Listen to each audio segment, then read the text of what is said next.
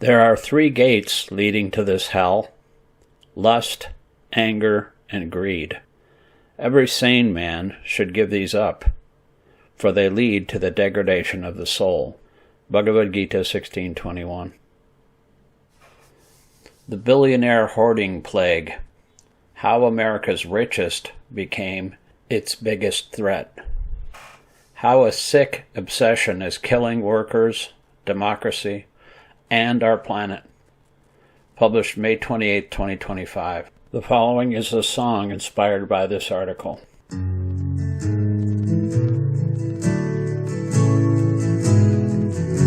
They're laughing in their tower, counting every dime, as we're scraping by on nickels, just trying to survive. They're stacking up their billions every single day, while the schools and roads we're driving on are crumbling away. From the Dust Bowl days to the factory floors, we've fought these kings before. Now they're back again in tailored suits and ties, obsessed with hoarding power till the planet dies. It's the billionaire hoarding plague, sick with greed, addicted to the take. They'll sell our souls and steal our dreams till we rise up, break the fever, and reclaim what freedom means. It's the billionaire hoarding plague. We won't let them drag us to the grave.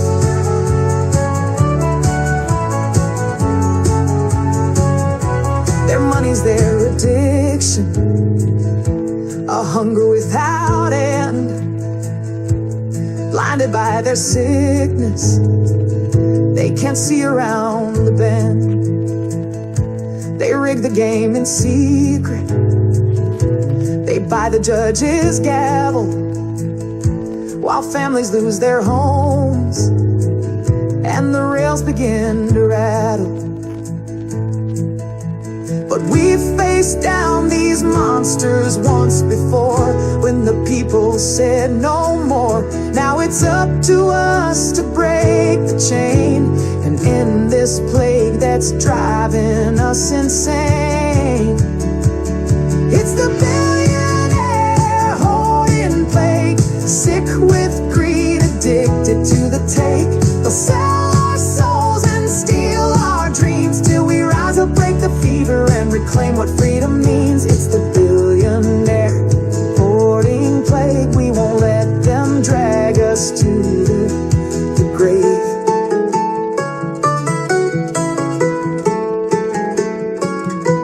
From Cleveland to FDR, we fought these battles, we've raised the bar. It's our time to stand up tall and say enough, enough no more. Raise your voices, tear down their wall. We're the power they fear, we're the fire they can't stall. We'll plant the seeds for something new, a world that's fair, a world that's true. It's the billionaire hoarding plague, sick with greed, addicted to the take. They'll sell our souls and steal our dreams, but we're rising up, breaking free from their disease. No more billionaire hoarding plague. We're taking back our lives today.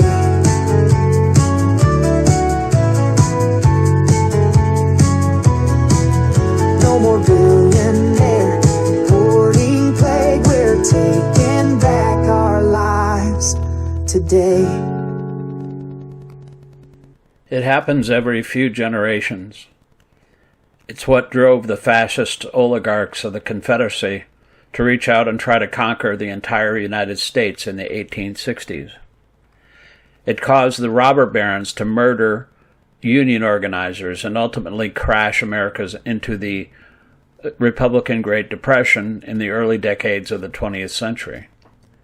And it's why wages have been stagnant while billionaires' wealth has exploded in the years since the Reagan Revolution. What I'm talking about here is the rise of greedy oligarchs who are driven by an identifiable mental illness. What's either a subset of obsessive compulsive disorder, OCD, or a defect in impulse control called hoarding syndrome. Because most hoarders never invite people into their homes, it's an almost invisible illness. But as Drs. Randy Frost and Gail Steticki wrote in their book, Stuff, Compulsive Hoarding and the Meaning of Things, quote, recent studies of hoarding put the prevalence rate at somewhere between 2 and 5% of the population. That means 6 million to 15 million Americans suffer from hoarding that causes them distress and interferes with their ability to live, end quote. That's tough enough. People afflicted with hoarding syndrome are often tortured by their obsession and socially embarrassed to the point of removing themselves from all but the most essential social situations. They're functionally invisible, but from a societal point of view, they're generally only harming themselves. Hoarding syndrome is considered a psychiatric condition, not a crisis for democracy itself. With one giant exception: morbidly rich people who are also afflicted with hoarding syndrome but don't live in or even close to poverty. When people with hoarding syndrome are born with or come into massive wealth, suddenly what was once a personal psychiatric issue can become a crisis for all of society. Like Scrooge McDuck of Disney Comics fame, instead of filling their mansions with old newspapers, tin cans, and balls of string, they obsessively fill their money bins, overseas bank accounts, and investment portfolios with billions of dollars. And then, driven to continuously hoard more and more money, that now being the object of their addiction, they reach out to use the power of government itself to redirect more and more cash into their greedy hands. As historian and political scientist Michael Parenti notes, quote, wealth becomes addictive. Fortune whets the appetite for still more fortune. There is no end to the amount of money one might wish to accumulate, driven onward by Ari Sacra Fame, the cursed hunger for gold. So the money addicts crab more and more for themselves, more than can be spent in 1,000 lifetimes of limitless indulgence, driven by what begins to resemble an obsessional pathology, a monomania that blots out every other human consideration, end quote. It blots out their concern for their fellow humans. It blots out their willingness to take climate science seriously. It blots out their ability to see the damage they're doing to their own country and its democratic institutions. Ultimately, they don't care about the damage they do to society. Such considerations are overwhelmed by their obsession. They don't care how many children must grow up in poverty or even die young to support their massive wealth.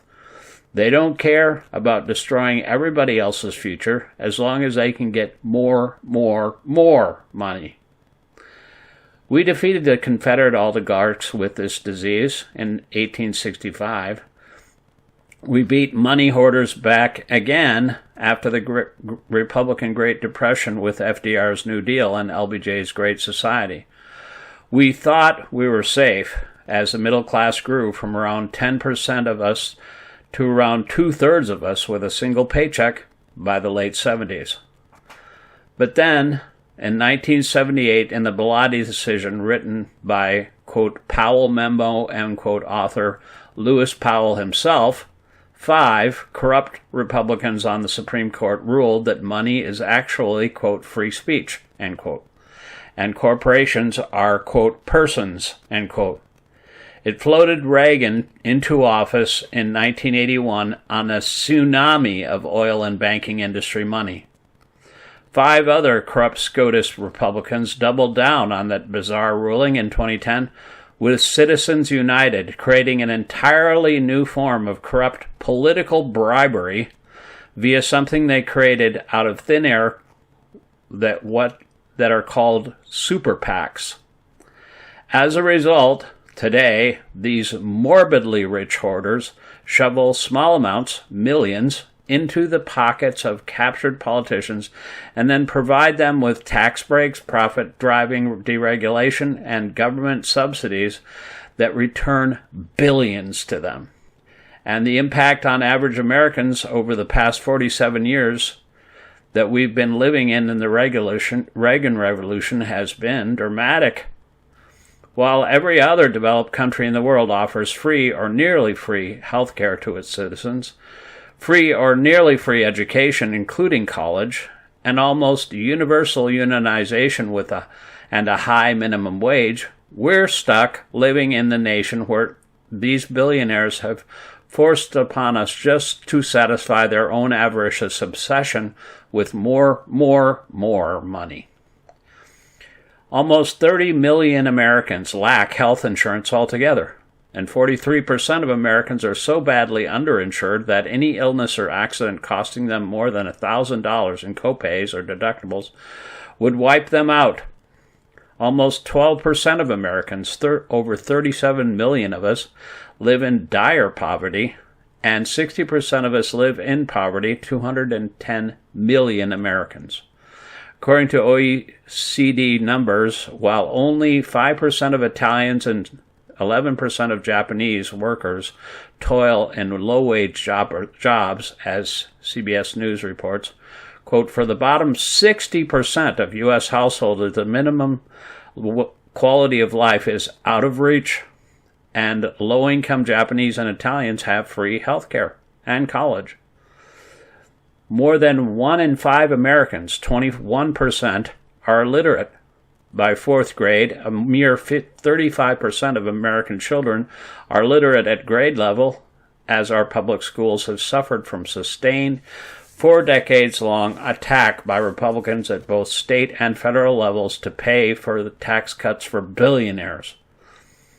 Fully a quarter of Americans, 26%, suffer from a diagnosable mental illness in any given year. Over half of them, 54%, never receive treatment, and because of cost and the lack of access to mental health care, of the 46% who do get help, the average time from onset of symptoms to the first treatment is 11 years.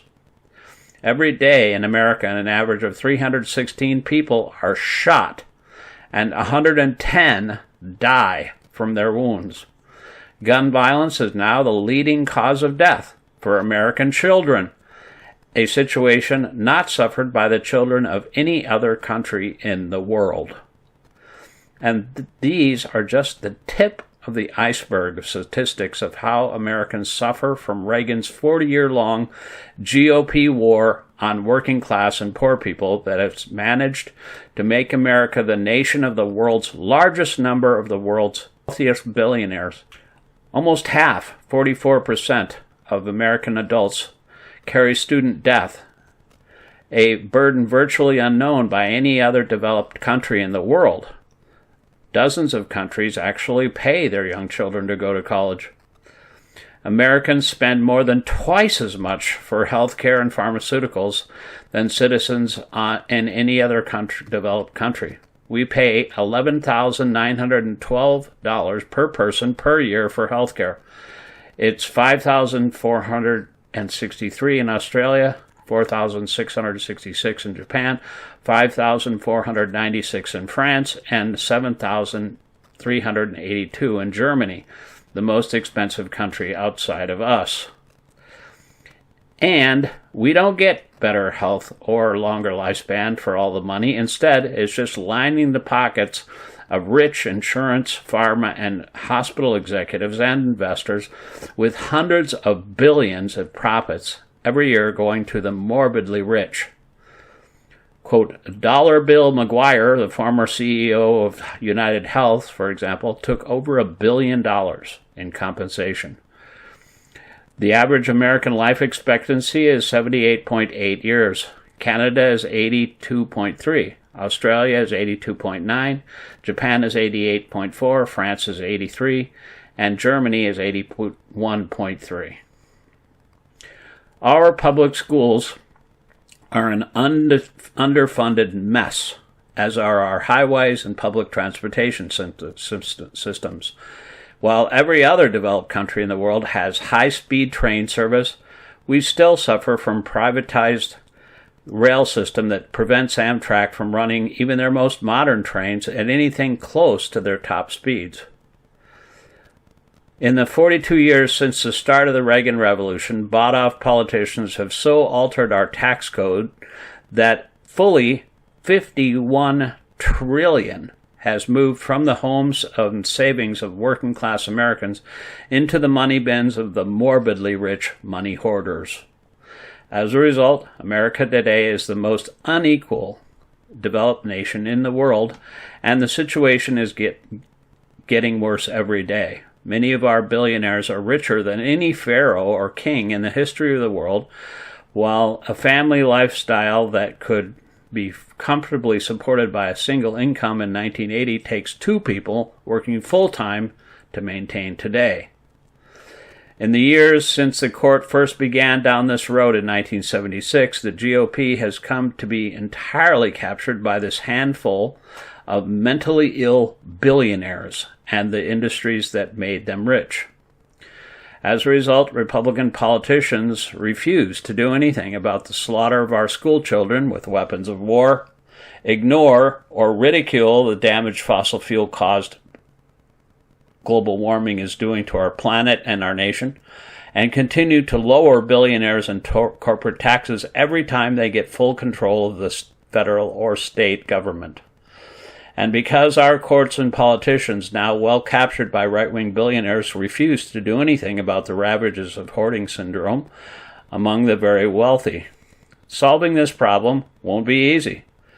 But also it isn't complicated. Just like we did with the robber barons, the first step is to identify and publicize the problem of mentally ill people among the morbidly rich having seized control of our political system. We did this before. As President Grover Cleveland, the only Democrat elected during the post-Civil War period, proclaimed in his 1887 State of the Union address, quote, "As we view the achievements of aggregated capital, we discover the existence of trusts, combinations, and monopolies, while the citizen is struggling far in the rear or trampled to death beneath an iron heel. Corporations, which should be carefully restrained, creatures of the law, and the servants of the people, are fast becoming the people's masters," end quote. And as FDR pointed out when he began to pull America out of the Great Republican Depression, quote, "For out of this modern civilization, economic royalists carved new dynasties. New kingdoms were built upon concentration of control over material things. It was natural and perhaps human that the privileged princes of these new economic dynasties, thirsting for power, reached out for control over government itself," end quote. FDR took on those, quote, economic royalists, end quote, and defeated them. He explicitly called them out when the Democratic Party renominated him for president in 1936 in Philadelphia. Quote, "These economic royalists complain that we seek to overthrow the institutions of America," end quote, Roosevelt said. Quote, "What they really complain of is that we seek to take away their power," end quote. He paused for a moment, then thundered, quote, "Our allegiance to American institutions requires the overthrow of this kind of power," end quote. The crowd roared, delighted that he turned back the Republican Great Depression and put millions to work while undoing the climate-destroying Dust Bowl by creating, among the three-letter agencies, the Civilian Corporation Corps, CCC, to plant millions of trees across the country, and he raised the top tax rate on the obscenely wealthy back up to 90%, while stopping an effort to kidnap him and turn the government fascist. Quote, "In vain," Roosevelt said, quote, "They seek to hide behind the flag and the Constitution.